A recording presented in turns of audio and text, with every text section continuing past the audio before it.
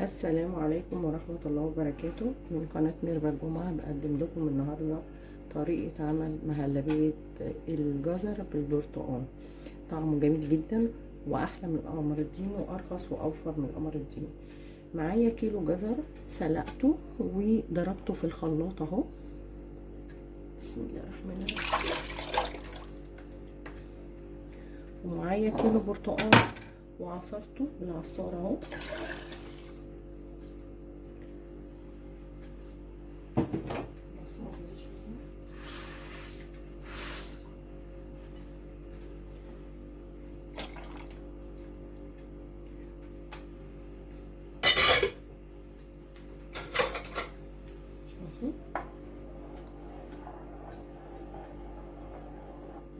طبعا الكميه اللي انت عايزه تعمليها اعمليها اهو، يبقى طعمه جميل جدا. معايا السكر حسب المذاق وحسب الكميه اللي انت عاملاها اهو. دوبه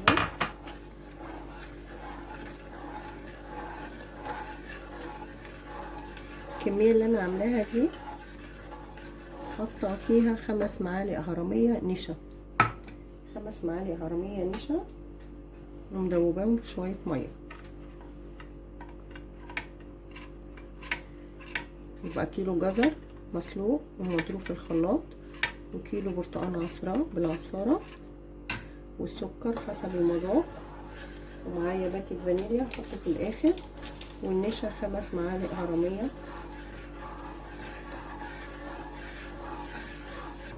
ادوب السكر، هحط النشا اقلبه كده. بسم الله الرحمن الرحيم. اهم حاجه ان انت لما تحطيه يبقى ايدك شغاله في الحله عشان ما يكلكعش معاكي. بصوا بسم الله الرحمن الرحيم.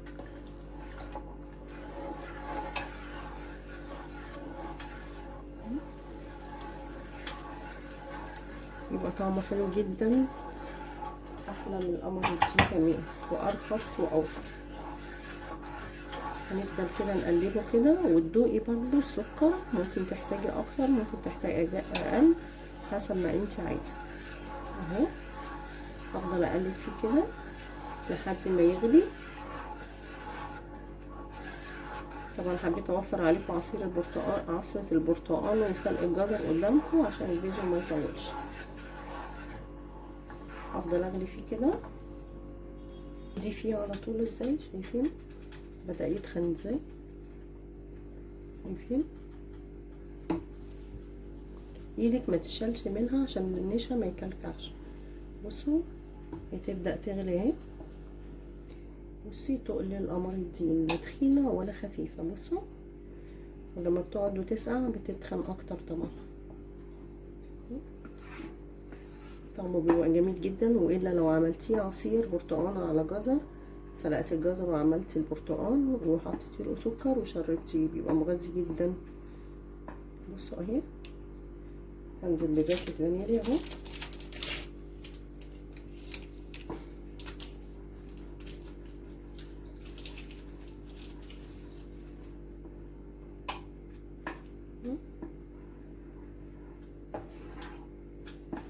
النشا بتاعه مظبوط ما شاء الله، حلو ازاي، مفيش كلاكيع فيه ولا اي حاجه. بصوا هو بدأ يغلي اهو كده. هطفي عليه واغرفه في اطباق واوريه لكم.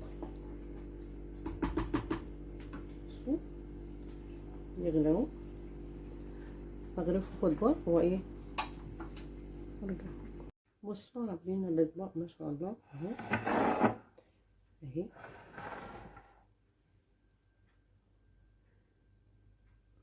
بصوا ما شاء الله، هنسيبه بقى يبرد وبعدين نقدمه لكم.